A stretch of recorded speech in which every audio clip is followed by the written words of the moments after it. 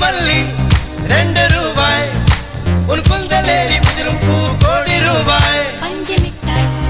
5 ரூபாய் நீ பாதி தின்று தந்ததால் லட்ச ரூபாய்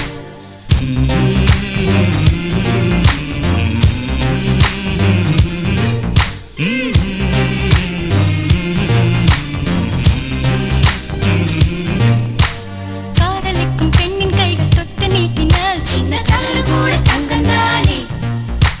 காதலிக்கும் பெண்ணின் வண்ண கண்ணம் ரெண்டிலே மீண்டும் பருவம் கூட பவழம் தானே சிந்தும் வேர்வை திருத்தமாகும் சின்ன பார்வை